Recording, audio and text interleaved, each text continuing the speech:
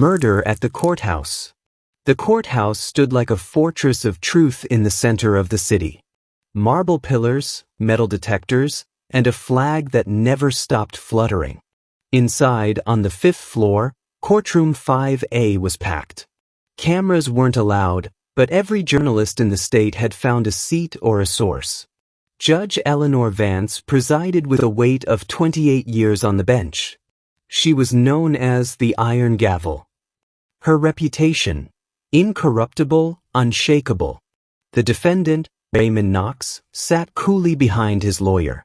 A former hedge fund executive, Knox was accused of orchestrating the murders of 3 whistleblowers who threatened to expose his $200 million Ponzi scheme. The trial had been a circus, death threats, vanishing witnesses, bribery attempts. But the prosecution held strong. On the 3rd day of closing arguments, just as Assistant Delia Cruz rose to deliver her final words, it happened. A sharp crack echoed through the courtroom. Judge Vance jerked backward, a bloom of red spreading across her chest. The courtroom exploded into chaos. People screamed, ducked, rushed for cover. She was dead before she hit the floor. Court was suspended. Police sealed the building. The shot came from inside the courtroom. No windows were open. No one had entered or left for 20 minutes. The metal detectors had cleared everyone. No gun was found. The judge had been shot at close range, but no one had seen a weapon. It was impossible. Detective Ava Raines, internal affairs liaison with the courthouse, was called in. She had worked corruption cases before, but never a murder inside a courtroom. Surveillance footage showed nothing out of place. The bailiffs swore no one moved. Witnesses swore no one stood. But the bullet in the judge's chest was real, and matched a gun missing from the evidence locker. Act 2, The Invisible Hand. As Raines dug deeper, she found rot behind the stone facade. The courthouse had a secret tunnel, long sealed, once used by prisoners and staff during riots decades ago. It connected the basement to courtroom 5 as judge's chamber, just behind the bench. It should have been bricked up. It wasn't. But the tunnel was empty. Forensics uncovered a print on the judge's bench belonging to Carl Dempsey, a disgraced ex-cop turned private investigator. He'd vanished 5 years ago after exposing a blackmail ring involving city officials, including Raymond Knox. People thought he was dead.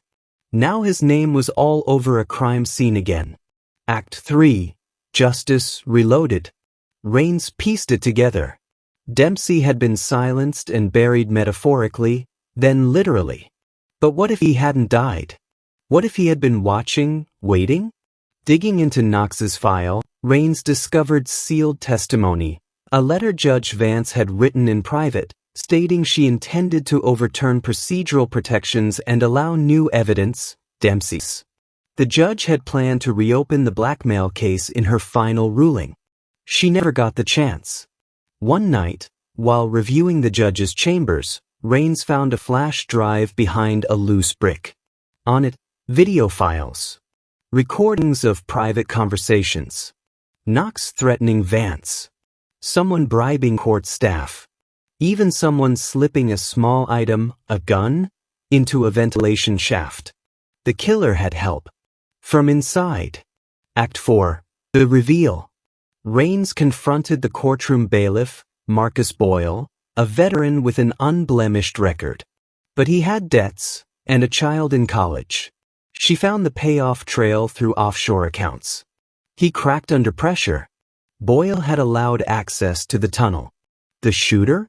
Dempsey, very much alive. But not alone. He had allies. Victims of Knox. People who'd been ruined by the system. People who thought the law would never deliver justice. In his warped mind, murdering the judge was the only way to ensure public exposure of the rot inside the courthouse. But it was more than revenge. It was the opening act. Dempsey's final message was chilling. This isn't justice. It's the reckoning. More will fall. Raymond Knox was acquitted due to a mistrial, but arrested days later on fresh federal charges.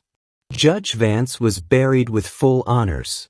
Detective Raines watched the courthouse steps from across the street, knowing this wasn't over. The system had cracked. And from the cracks, something was crawling out.